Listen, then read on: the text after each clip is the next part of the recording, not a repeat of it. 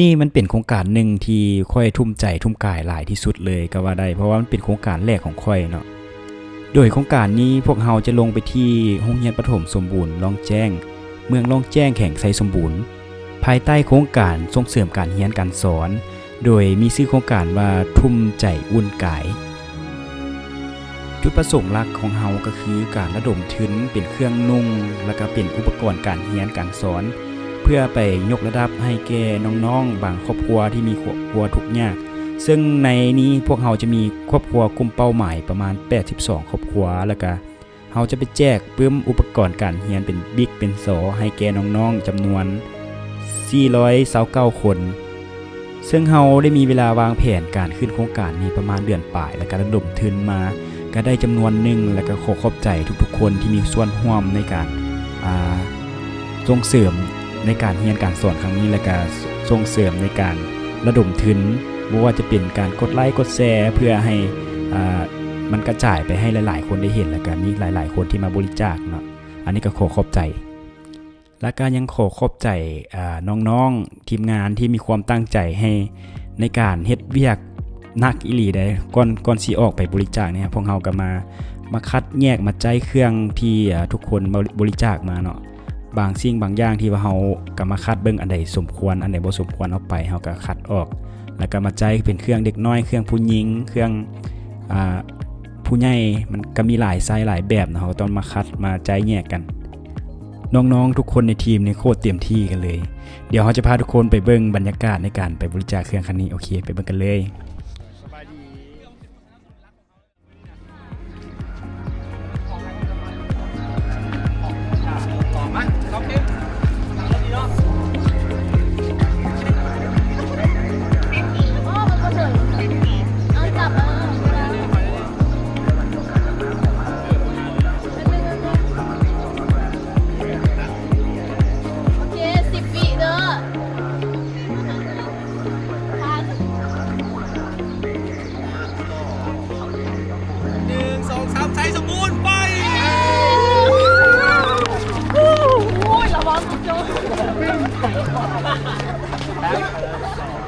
ระดมจากดูจากพวกเลยอยู่ต่างประเทศไม่ได้อยู่บ้านเขาเลยปกตินะจากคนที่เรามาโรเดอร์คนก็ที่ช่วยได้เพราะปกติหันก็เหตุบางเทื่อก็สมทบกับคนอื่นบางเทื่อก็เหตุด้วยตัวเองค่ะมีโอกาสเขาจะได้กลับมาบ้านเขาเนาะแล้วส่วนใหญ่ใช้ชีวิตอยู่ต่างประเทศหลายกว่านะแล้วห้องนี้นะมีโมในเพจน้องที่ว่ามันเป็นนั้นช่วยเหลือกลุ่มคนพิการเนาะได้แชร์คลิปน้องแล้วก็ส่งมาให้เลยช่วยเหลือแน่ตอนนี้เฮาก็ฮอดจุดรวมตัวแล้วเนาะเดี๋ยวเฮาจะพารถคันใดอีกคันนึงมาแล้วเฮาก็จะออกเดินทางไปลองแจ้งโรงเรียนประถมบ้านลองแจ้งแก่งไซสมบูรณ์เนาะเดี๋ยวจังหน่อยให้เอาเดินทางไปเนาะเดี๋ยวจะเอาภาพบรรยากาศให้ทุกคนเบิ่งโอเค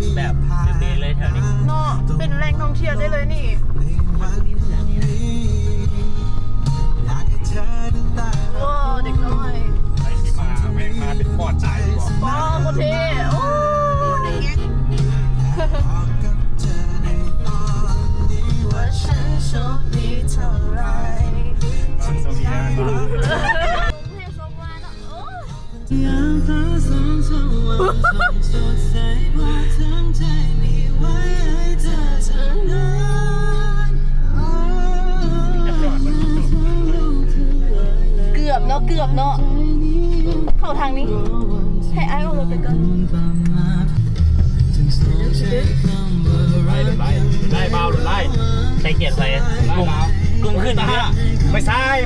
เบาไม่ใช่โดนไล่โตโยต้า ใช่ ยังอีก อย่างนี้ ยังอีก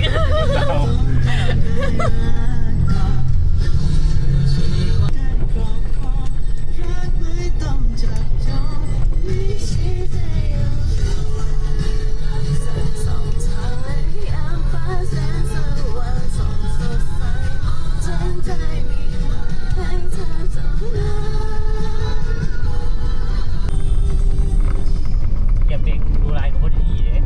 คิดว่าเป็นหน้าไอ้หมอนั่น ไม่ขี่เลยทั้งคู่เลย คิดว่าเป็นหน้าไอ้หมอนั่นส่งมาคนมา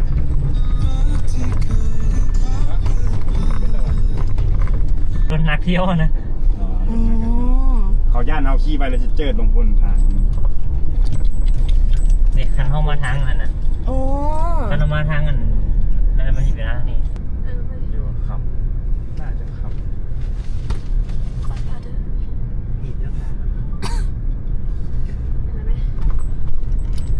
อยู่วังเวียนพิซซ่าเอ็มจำลิม อ๋อสิมา PM 250 Let's go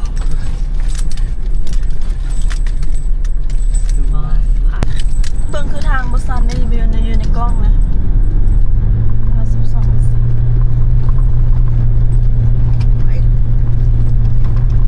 12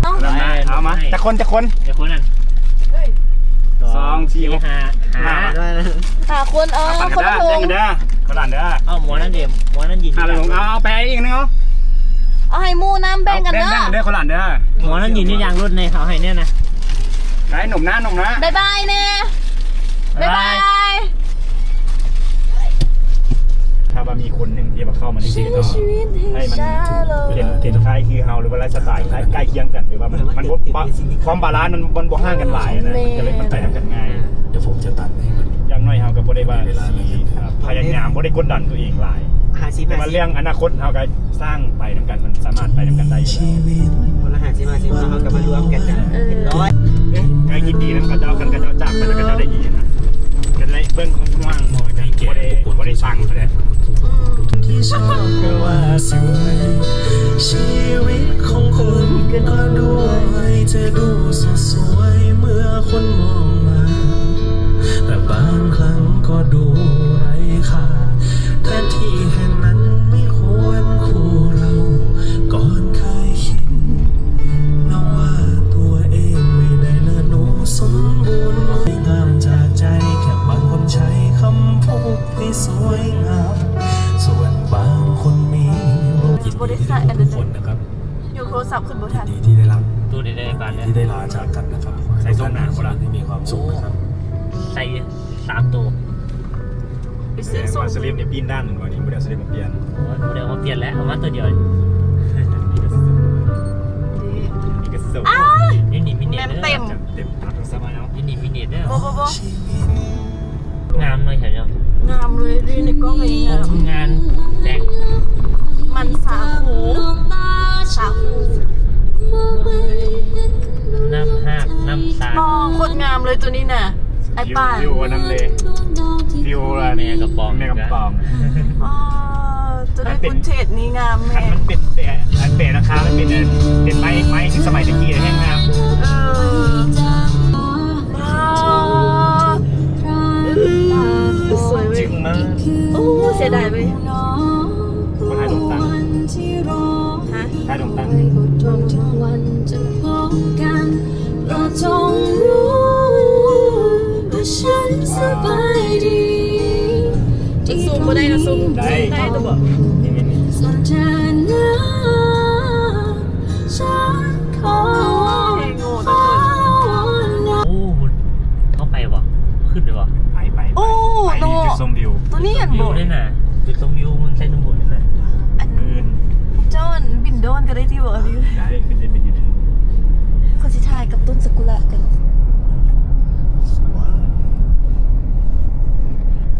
ตอนนี้ นี้เขากำลังจะเข้าโรงเรียนประถมสมบูรณ์หนองแจ้ง เพื่อไปเตรียมกิจกรรมให้กับน้องๆเมื่อแรงจะมีการสายหนังเดี๋ยวไปเบิ่งกันเลยว่าจะเป็นแนวใด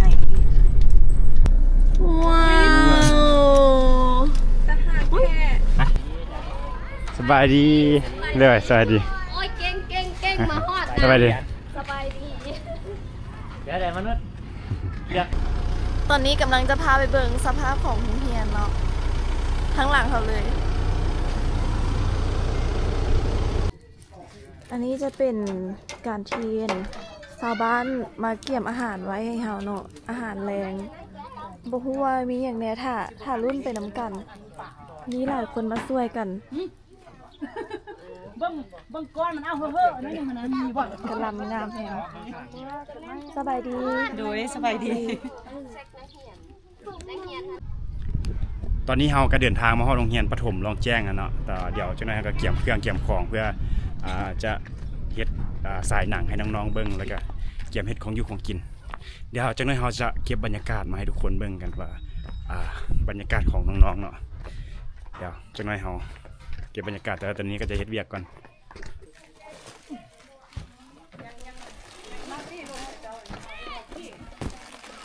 กระพึ่มนี่แหละเอาแล้วคือมันแยกไปได้ละตัวนี้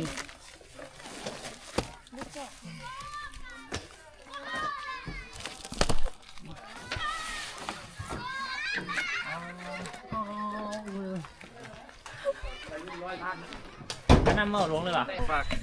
หม้ออันนี้แบบแม่นนวลนะ จะฝาเด้พ่อจับไฟกินไข่แล้ว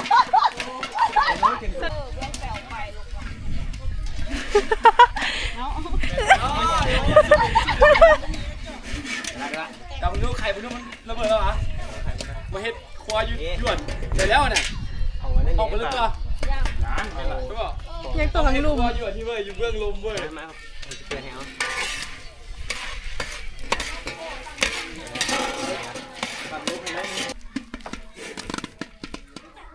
ไข่ตอนมันฟุ้งๆดูไข่กูทายกับย่างกันได้ว่ากูทายกันเลยอ๋อดูกระไหลเลยโอเคเอาไอ้สิเอามันไม่ไหม้หรอกมันไม่ไหม้หรอกมันฟูอยู่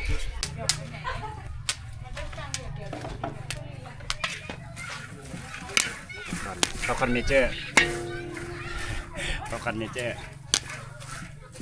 พอคันเมเจพึงใจเสน่ห์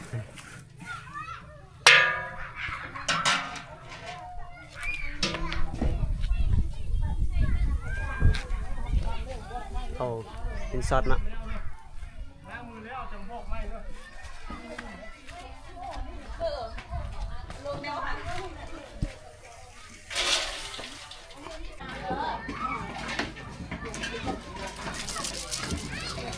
แม่ครัวแม่ครัว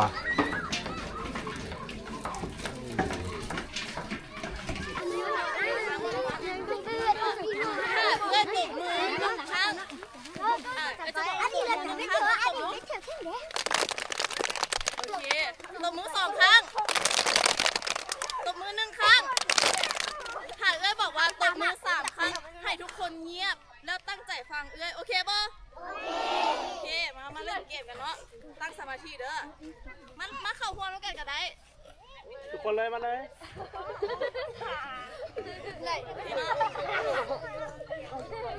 ตบมือ1 ครั้งตบมือ2 ครั้งตบมือ1 ครั้งตบมือ1 ครั้งตบมือ2 ครั้งตบมือ2 ครั้งตบมือ3 ครั้งแม่น3 ครั้งตบแล้วก็เงียบเลยเบิ่งหนังไม่ไผ่เคยเบิ่งหนังจ่อยักษ์เนี่ยบ่เคยเป็นบ่ไม่ไผ่เคยกินป๊อปคอร์นเนี่ยไม่ไผ่บ่เคยซิไม่ขึ้นบ่เคยซิไม่ขึ้นไม่ไผ่เคยกินซิไม่ขึ้นสำหรับคนเคยกินซิไม่ขึ้นคนดอกลูกซีดเคยกินบัดบ่แล้วเป็นไฟเด้บ่เคยว่ะมันฝรั่งทอดบ่เคยว่ะโอเคก็จะจัดเป็นกลุ่มเด้อเดี๋ยวก็จะเป็นคนเลือกละ ให้ทุกคนยืนอยู่บอนเก่าก็จะเป็นคนเป็นจับแล้วล่ะหลังจากนั้นก็เป็นโตแถวญี่ปุ่นก็จะให้คนที่ได้จับหันเป็นหัวหน้าแถวเนาะตบมือหนึ่งข้างตบมือสองข้างตบมือสามข้างโอเคจะเริ่มมาเด้อสามครั้งตบมือสามครั้งคืออย่างคือให้ทุกคนมิดเนาะโอเคก็จะเป็นคนไปจับแซ่แขนไว้ทุกคนแซ่แขนคืออยู่นิ่งๆเป็นมอโอเคมาหยุดเด้อห้ามขยับเด้อ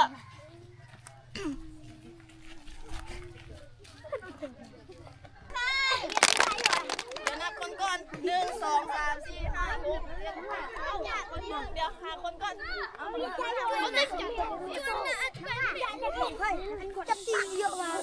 ตบมือ3 ครั้ง3 ครั้งคือเงียบเนาะโอเคใส่แข็งเลยเด้อคนบ่มากินจึงไม่มาอยู่บนของกินแค่น้องกันทดลองซีมเทส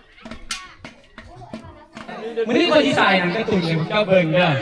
มันที่เป็นการ์ตูนที่มันเล่าถึงความผูกพันของครอบครัวมันนี่ขอแชร์พวกเจ้าน่ะเบิ่งมันละจื้อซื้อมันเด้อจื้อซื้อตัวการ์ตูนนะฮะพอค่อยชีวิตตุ๊กตาตัวนึงน้อยให้ถ้าผู้ใดจื้อซื้อตัวการ์ตูนนั้นได้นะแล่นมาข้างหน้าแล้วก็เจ้าเคยกินขนมอมยิ้มบ่เลยเราบอกให้สินะกินเมื่อไหร่กินเพราะพยายามให้กินดีเนาะโอเคเดี๋ยวฝากส่งผมที่มากินได้ได้เดี๋ยวเปิดเพลงให้มึงแกะไปเน่มาพี่ไว้คนเอานมมาในมารถมาพี่ไว้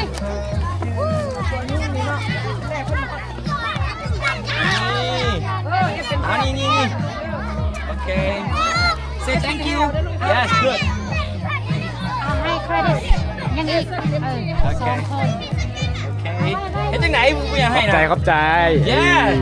ขอบใจอ้าวโอ้จะนกงามแท้เอานี่โอ้นกงามแท้เจ้านี่นกงามแท้วันเดียวนี่แค่ยัง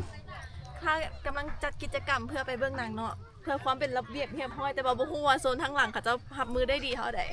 ตีบแง่กำลังยับให้มันเขาเป็นคนจัดเย้ไปรุ่นโยตังเจ้าไปพูนอาจารย์นี่ไปเลยนี่เจ้าไปพูนทางเห็นไปนู่นคนที่ทำมีน้ำเดซี่อยู่ไม่ได้กินเดซี่บอลหรือเจ็บแก้วเจ็บคออ่ะกินได้บอลได้ที่เสียงคอยกินได้บอลโอเคเดี๋ยวช่วยไอ้มึงขี่เดซี่มาใหญ่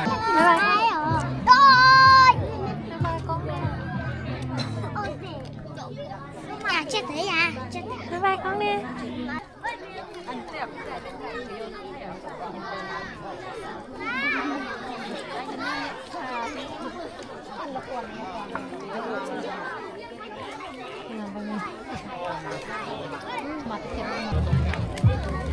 เอาลุงก็ได้นั่นนะตัวเขาหยิบได้บางส่วน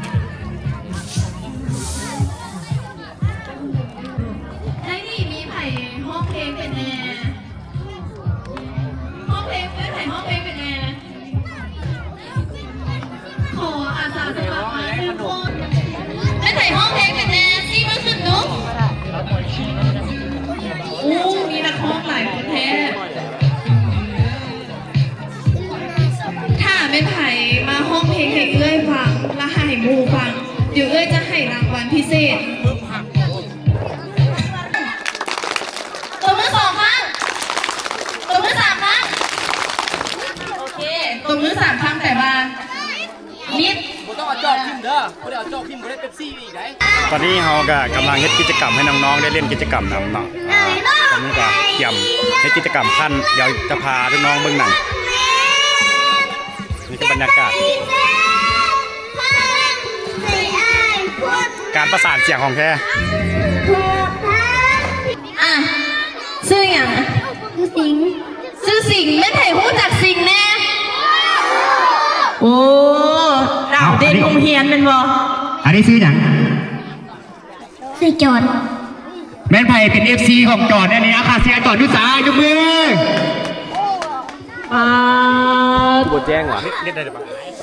ดาวเด่นนั่นนี่ ห้องต่อไปนะเขาแค่เกี่ยมเจอกับอีกวงต่อไปกันเลยอ่ะ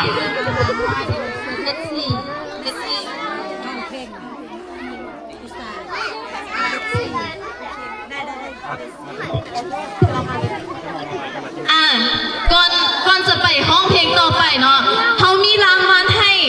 คนที่ห้องเพลง สำหรับคนที่ขึ้นมาเฮ็ดกิจกรรมเนาะเขาจะมีรางวัลให้เนาะ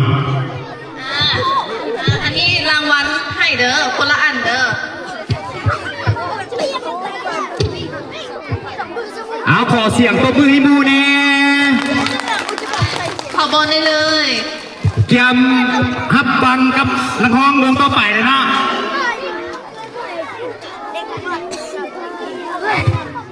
เพลงก่อนให้เลยนอกใจสิวะให้บ้างเพลงนี้บ้างโอเคต่อไป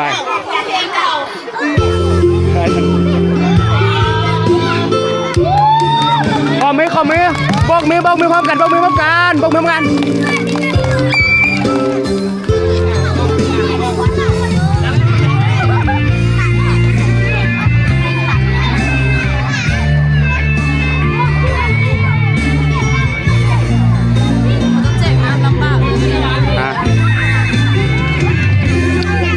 เอื้อยอยู่ปริญญาตรีน้องนี่อยู่อนุบาลสองแต่มาเอื้อยตั้งแต่อยู่ในท้องบ่ขาดบ่ไหวตอนนี้ก็ขึ้นป.สองจนว่าน้องนี่ก็เริ่มใหญ่วันสุดท้ายเอ้ยก็มีผู้ชายมา บอกมือ จังที่เฮ็ดจังใดจังที่ได้เอื้อยเป็นคนเก่าแห้งเว้าพอเห็นเศร้าได้กินเหล้าบ่เป็น โอเคสำหรับเดี๋ยวนี้เราจะมาแจกของรางวัลให้น้องๆกันนะซอสี ต่อสี ว้าวซอสีหนึ่งกลับเลยมอบไปเลยเด้อ ตบมือให้มูแน่ ครับไปนั่งใส่นิดนึงแล้วจะเทียบก่อนตอนนี้เขาแจก โอเคทุกคนกลับเข้าไปเบื้องหน้าเล่นก่อนกลับเข้าไปเบื้องหน้าก่อนเดี๋ยวนี้หันเขากำลังจะสายหนังแล้วเบื้องหนังแล้วเขาจึงจะห้องเนาะกลับไปนั่งข้างเดี๋ยวที่ทวนกติกาของการเบิ้งหนังอีกเช่นหนึ่งโอเค take a seat พอแล้วไปนั่งก้อนเบื้องหนังก้อนละจริงไหมพ่อ ตบมือหนึ่งข้างตบมือสองข้าง โอเคเขาสิทวนกติกาของการเบิ้งหนังอีกครั้งหนึ่งเด้อก็คือ เวลาหนังมันเริ่มสายไปแล้วห้ามลุ้มกันโอเคเข้าใจป่ะห้ามลุ้มกันโอเคแต่สามารถหัวได้ตบมือได้จะไม่ลุ้มกันเด้อโอเคพร้อมบอสได้นะมันสร้างสายหนังเขาปล่อยหนังมาเลย แซ่บป่ะแซ่บป่ะแดบ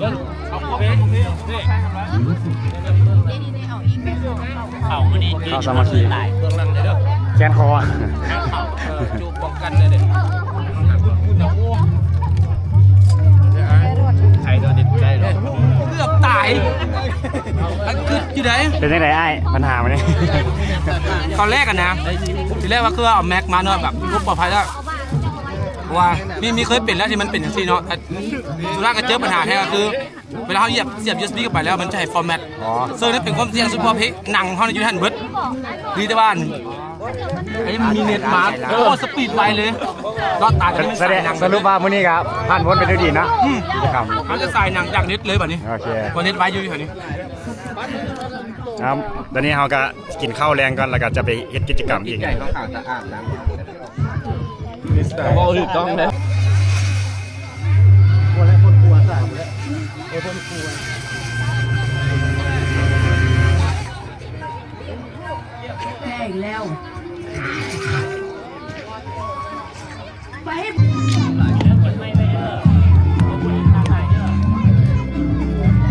นูของเขาเป็นอย่างมันเนี่ย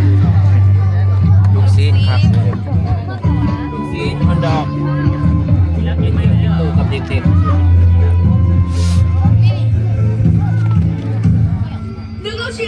ครั้งหนึ่งฝูงน้องพรมาแตกตื่นวิ่งเข้ามาหาฉัน แต่หางของฉันติดอยู่ในซอกหินเอาไม่ออก ฉันต้องตายแน่แล้ว ไอ้หนูไปดักหน้าอย่าให้พวกร้องฮอนมันแตกฝูงนะ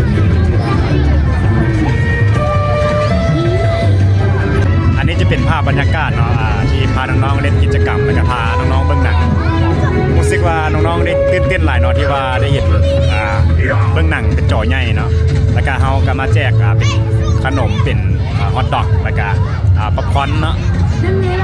เดี๋ยวเสียดายโอกาสเวลามันน้อยพอดมื้อนี้เพราะว่าจะเฮ็ดกิจกรรมอยู่แต่ว่าเวลามันจอนะเพราะว่า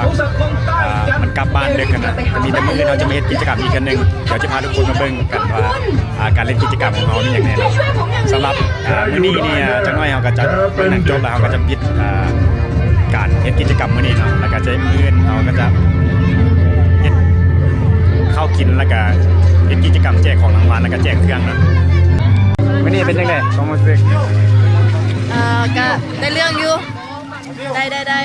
คุมได้ไปได้อยู่ไปอยู่ ไปมื้อนี้งานหนักได้มื้อ ฮะ มื้อนี้งานหนักมื้อน่ะ มื้ออื่นนี่ก็หารุ่นเบิ่งแต่ก็คิดว่าคุมได้ โอเค ได้เป็นบ่ไอโอ ว่าอย่าง มื้อคมได้บ่มื้อ บ่ยากปานใดเพราะว่าเขาเจ้าค่อนข้างเข้าใจที่เขาเว้าเติมหนึง แบบ เพราะว่า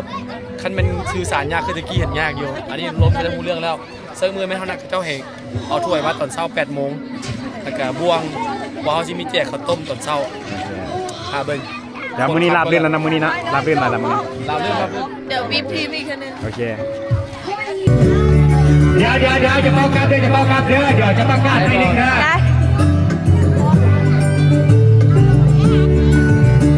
นั่นแหละ สำหรับมื้ออื่นเนาะเราจะมีกิจกรรมแจกของรางวัลแล้วก็แจกเครื่องแจกสอเนาะสำหรับมื้ออื่นจะมีข้าวเปียกข้าวตอนเช้า8 โมงให้ทุกคนมารวมโต๊ะกันยุ่งเฮียนเนาะสำหรับไผ่ที่ว่ามู่บ่มานี่ที่ว่ามู่ไม่ได้มารวมโต๊ะในมื้อนี้เนาะให้บอกมู่ในเนาะมื้ออื่นเนาะให้จะพาทุกคนแล้วก็ให้ทุกคนเอาถ้วยเอาพวงจับมาพิดมือมานำเพื่อมาเอาข้าวเปียกข้าวตอนเช้าแล้วก็จะมีกิจกรรมเล่นสำหรับตุ๊กตาเมื่อไอมีตุ๊กตาอยู่เป็น10 โตไปเลยยืนได้บนตัวละครกินซื้อหยังตัวไดโนเสาร์สีเขียวซื้อหยังอาโลแล้วอันตัวผู้ชายน้อยๆเนี่ยซื้อหยังสปอร์ต ชื่อแล้วมือเล่นตุ๊กตาเอามือเล่นชื่อแล้วคนแจกปึ้มหมดทุกคนเลยโอเค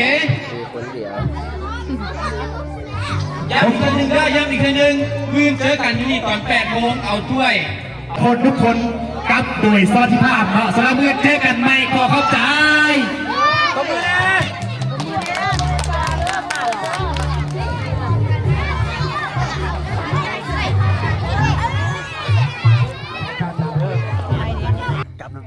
มื้อน่ะจะมีข้าวเปียกข้าวแล้วก็ทอดเป็นฝ่ายทอดฮอทดอกแล้วก็ข้าวจี้ข้าวสวยจะเป็นข้าวจี้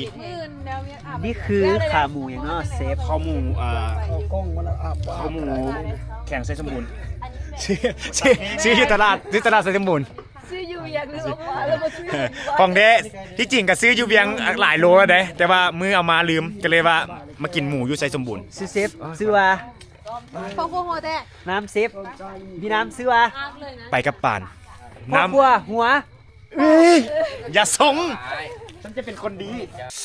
สวัสดีทุกคนตอนนี้สวัสดีตอนเช้าตอนนี้เรากำลังลุกมาเกี่ยมเห็ดข้าวเปียกเข้านะเฮ้ยหนาวหลายหมอกเป็นไร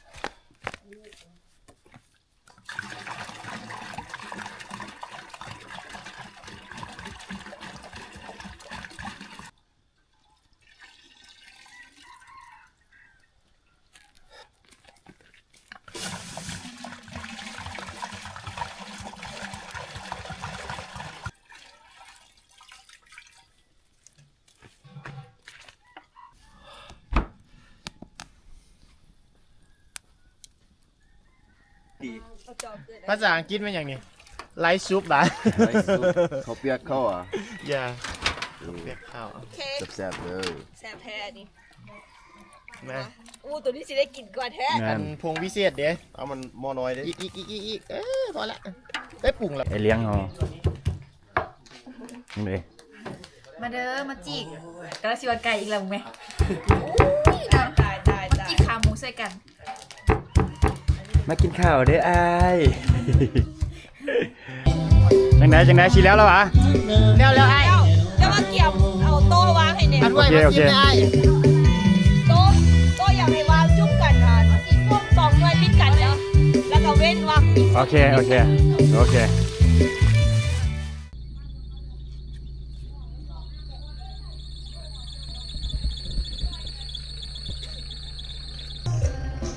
สบายดีตอนเช้าเนาะตอนนี้เรากำลังจะเกี่ยมจัดเครื่องเพื่อจะบริจาคน้องๆเนาะเพราะว่าประมาณ8 โมงเขาจะเริ่มแจกเครื่องย้ายเครื่องให้กับน้องๆแล้วตัวนี้ก็จะเป็นป้ายใบนิ้วของทีมงานของเราเนาะทีมงานทุ่มไก่อุ่นใจอุ่นไก่ปี2เฮ้ทุกคนตอนนี้เนาะทางทีมงานเราก็เริ่มเฮ็ดอาหารเกี่ยมให้น้องๆเนาะตอนนี้ก็ประมาณ8 โมงยังแต่ว่าอากาศนี่มันปานอากาศ6 โมงเว้ยอันนี้เขาจะเป็นแถวแล้วก็เฮ็ดข้าวเปียกข้าวเนาะเฮ็ดข้าวเปียกข้าวแล้วตัวนี้จะเป็นเครื่องแจกตัวนี้จะเป็นเครื่องของเด็กของน้องๆกลุ่มเป้าหมายเนาะ82 คนเขาจะให้เป็นถุงนี่ให้สำหรับครอบครัวที่ขาดแคลนเนาะเอาค่อนข้างขาดแคลนเขาจะแบ่งมีเป็นอุปกรณ์เป็นผ้าห่มเป็นอุปกรณ์เฮียนเป็นเครื่องกันหนาวเครื่องนุ่งเข้าโรงเรียนเนาะจะเป็นสุดเป็นทรงเป็นสิ้นแล้วก็จะมีจำนวนนึงอีกก็คือเป็นปึ้มเป็นบิ๊กเป็นสอเป็นจะใช้เบิ่งเป็นอันไฟสอเป็นอย่างเนาะเป็นอุปกรณ์การเรียนเนาะนี่เนาะตัวนี้ จะมีปึ้มอันนี้เขาจะแจกให้น้องๆที่มาร่วมกิจกรรมเนาะของโรงเรียนนี่เนาะประมาณ429 คนเขาจะให้คนละประมาณ3 หัวแล้วก็มีบิ๊กมีสอมีอันไฟสออันนี้อุปกรณ์กีฬานี่เขาจะมอบให้โรงเรียนเนาะจะมีชุดกีฬาประมาณ26 ชุดแล้วก็อันนี้จะเป็นป้ายไวนิวของทีมงานเนาะนี่ทีมทุ่มใจอุ่นกายเนาะตอนนี้หลักๆก็จะมีเพจหลักของเราจะมีอยู่4 เพจเนาะคือของสกายมูนแล้วก็ไปกับปานแล้วก็มากาเมแล้วก็ไมโอดีตอนนี้จะเป็นเพจหลักที่ว่าระดมทุนเนาะแล้วก็จะมีของโครงการนี้เขาจะมาในน้ำโครงการประกาศเนาะที่จะเป็นโครงการที่ว่าเฮาที่เฮาเป็นแบ็คเฮาว่าง่ายเป็นแบ็คเฮาที่ว่าเฮาผ่านเพิ่นเนาะแล้วก็จะมีมีเดียมีแอร์มีเดียที่ว่าเพิ่นสนับสนุนมาจะมีหลายๆอันนี้ก็จะเป็นของทุกๆคนที่ว่าระดมทุนช่วยๆกันแล้วก็จะมีไอ้ใหญ่ใจดีเพิ่นเนาะคนนี้เลยเพิ่นมาช่วยเฮาก็คือจะมีรถแล้วก็เพิ่นเอาช่วยอุปกรณ์การเรียนของเฮาเนาะตกประมาณเท่าไหร่ไอ้เลยหมูก็6 ล้านจี้ก็2 ล้าน4นมอีกล้าน1ประมาณนั้นได้ดินก็ประมาณนั้นด้วยแล้วเพิ่นก็จะมาขนเครื่องมาให้เฮาเนาะเพิ่นก็จะมาเบิ่งช่วยเฮาอีก10 ล้านประมาณนั้นเนาะ10 ล้านนึงสุดยอดหลายก็ถือว่าเป็นสปอนเซอร์หลักเขาเลยในงานนี้หวังว่าจะได้ร่วมงานกันไปอีกหลายๆงานเนาะเพราะว่าเขาก็จะมีโครงการแบบนี้ตลอดโอเคแต่ว่ามามื้อนี้ก็ค่อนข้างโอเคเลยแหละตัวนี้จะเป็นเครื่องที่ว่าเขาจะมาบริจาคให้น้องๆหรือว่าครอบครัวที่ค่อนข้างทุกข์ยากแล้วก็แจกก็หลายได้มีหลายอยู่ตัวนี้จะเป็นรถถีบที่เขาจะมามอบให้ครูอาสาเนาะอันนี้ทางนี้จะเป็นของมีเดียมันซื้อให้เนาะ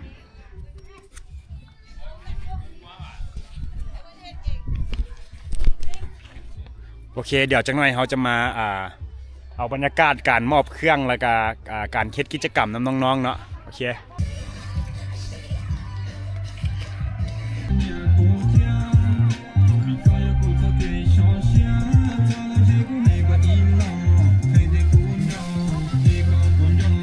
ให้มันเป็นเดี่ยวคืนนะให้มันมั่วนะ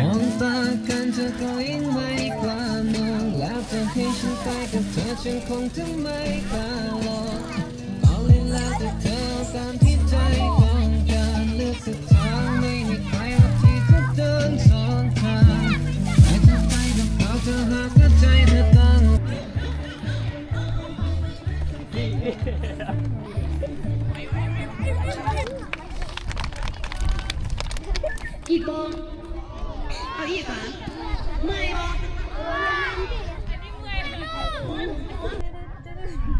มามีเดมามีช้างแม่สลับตั้งแต่มามีช้างเนาะเดดี้กำมือค่ะพร้อมเนาะคนทางในกับเต้นน้ำกันเด้อเอาตบมือหนึ่งครั้งตบมือสองครั้งตบมือสามครั้งพร้อมมั้ย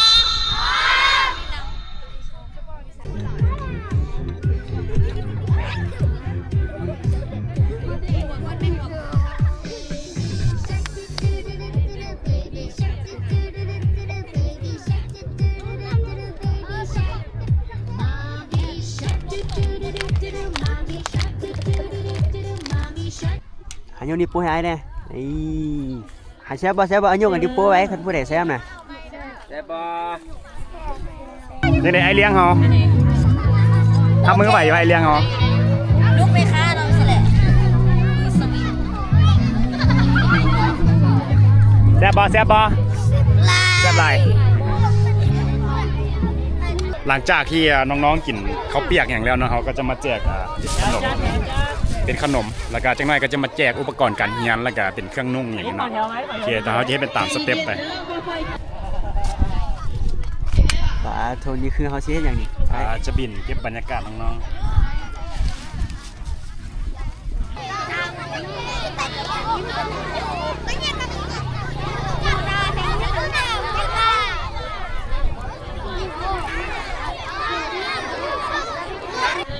ขอถ่ายรูปนึงเลยเด้อเลยไอ้ขอถ่ายรูปนึงเลยไอ้ถ่ายรูปเจ๋งๆเพื่อนยังไงหันนี้บ่เข้านี่แหละพุ่งใจพุ่งใจพุ่งใจเย้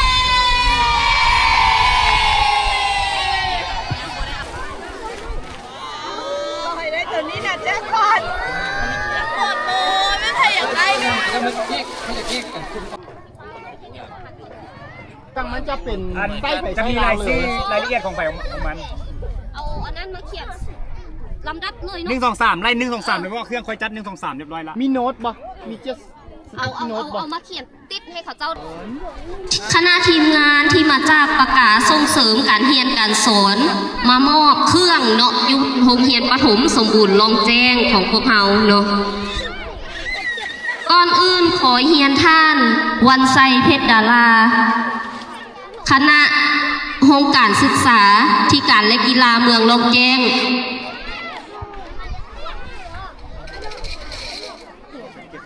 เฮียนทานสุขสวรรค์พันอ้อนเลขาพักบ้านในบ้านลงแจ้งเฮียนผู้อำนวยการต่างหน้าคณะ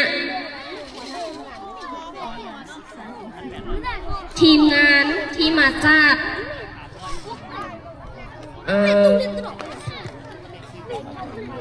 ศูนย์ประกาศส่งเสริมการเรียนการสอนพร้อมด้วยผู้ปกครองน้องน้อยนักเรียนโรงเรียนประถมสมบูรณ์ลองแจ้งผมในการโรงเรียนประถมสมบูรณ์ลองแจ้งจังสั้นข้าพเจ้ากับบ่มีหยังมีแต่ว่ารู้สึกภาคภูมิใจที่ผูกบรรดาทานที่ยังให้ความใกล้ชิดติดแท้และให้ความช่วยเหลือช่วยสู้นุนเกี่ยวกับโรงเรียนประถมสมบูรณ์ลงแกงที่อยู่ห่างไกล2 ลี้ ดังนั้นพวกข้าพเจ้าขอแสดงความขอบอกขอบใจถึงสั้นกับปฏิบัติตามวาระของพวกบรรดาทานเนาะยิ่งใช้ความยุ่งยากในการมอบ เตรียมตัว1 2 3 1 2 3เบิ่งคุณเด้อ 1 2ครับโอเค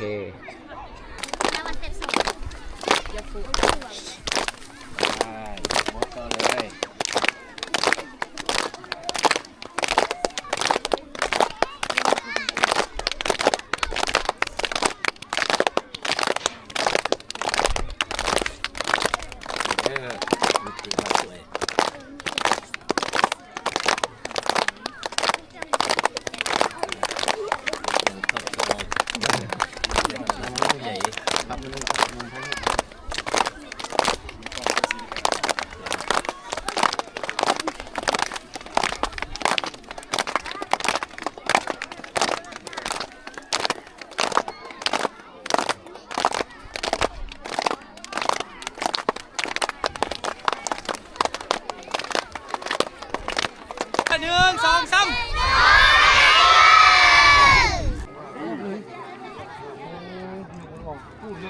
วิดีโอเรคคอร์ดแล้ว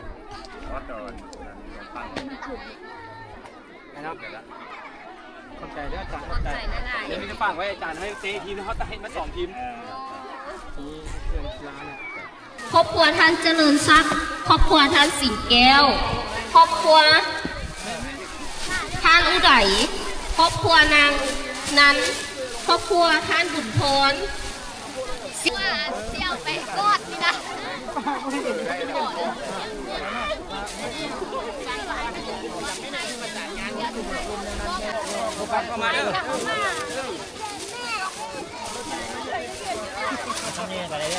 ไปแพ้แล้วนั่งลงไปแพ้แล้วนั่งลง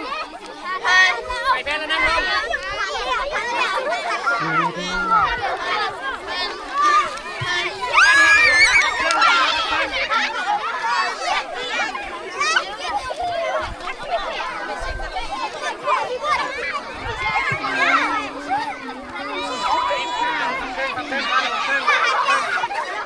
พันแล้วขึ้น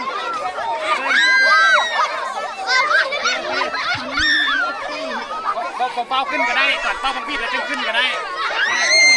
เป้าบังบีแล้วขึ้นได้เป้าบังบีแล้วขึ้นได้ยัยลงทดลองไอ้ไม่หลับเป้าบีแล้วทุกคนแล้วขึ้นเที่ยวเด้อพอต่อโอเค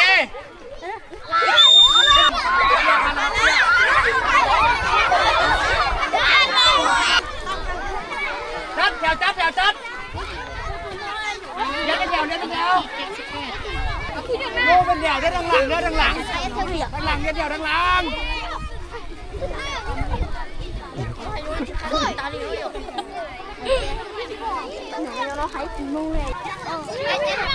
นั่งลงห้ามนั่งข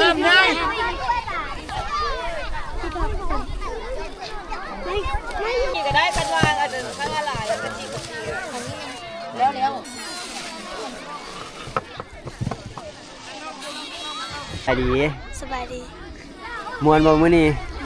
ม้วน หลายบ่ หลาย โหได้กินหยังแดมื้อนี้ ฮะ โหได้กินหยังแน่ กินข้าว มีหยังอีกเป็นจังได๋แซ่บบ่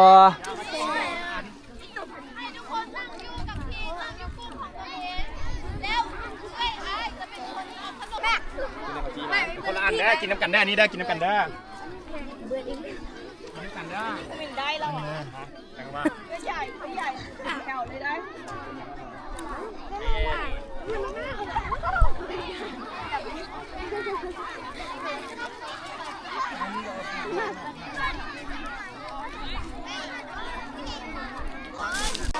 ตอนนี้ก็เสียงก็เริ่มสิหายเนาะแขกเบิดเซาแล้วมื้อนี้ก็ยำแจกใหญ่ข้าวจี้ให้น้องๆล่ะจักหน่อยเฮาก็กินข้าวจี้อย่างเดียวแล้วก็สิมีกิจกรรมอีกหน่อยนึงแล้วก็ได้กินข้าวสวยนะเพราะว่ามันสิฮอดโมงกินข้าวสวยแล้วแซ่บบ่แยกโปเลย ครบแล้วถึงแล้ว ถูกต้องมาแต่ละตัว ตัวไทยนี่ มอบให้น้องเลยนี่ คุณมันเอามาด้วย ตัวนั้นมันตาบอด ตาบอดเหรอ ตัวนี้ให้น้อง ตอนนั้นกับตัวนี้รู้แหละโอ้แจ็คพอต แจ็คพอตด้วยตัวนี้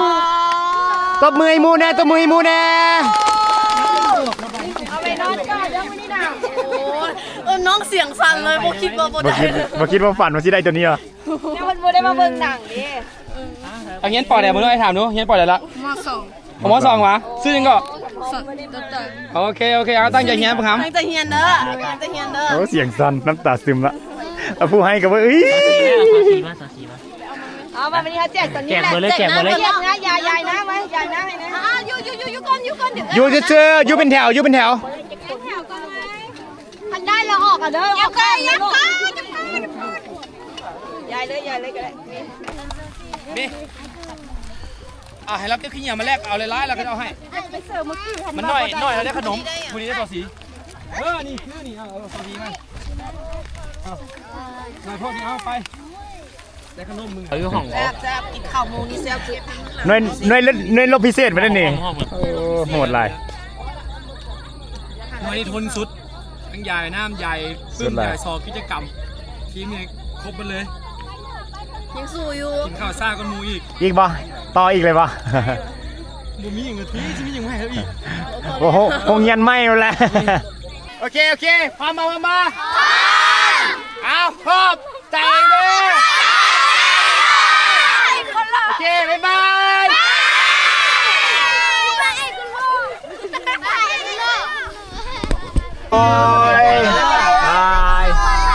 บายบายเฮ้ยได้คนงามแน่คิดไปแล้วก็คิดฮอดน้องๆเนาะเพราะว่าตอนเฮาสิกลับเนาะน้องๆมาส่งฮอดอยู่รถเลยเพราะว่าน้องๆบ่อยากให้กลับเทื่อแต่หวังว่าโอกาสหน้าเฮาจะได้มาสัมผัสเกี่ยวกับสถานที่นี้อีกเนาะ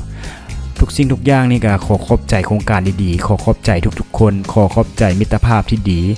ขอขอบใจการต้อนรับและขอขอบใจทุกคนที่มีส่วนร่วมในการบริจาคครั้งนี้ที่เฮ็ดให้โครงการดีๆแบบนี้เกิดขึ้นขอขอบใจจากใจจริงหวังว่าโอกาสหน้าเราจะได้มาเฮ็ดโครงการดีๆแบบนี้อีกขอขอบใจ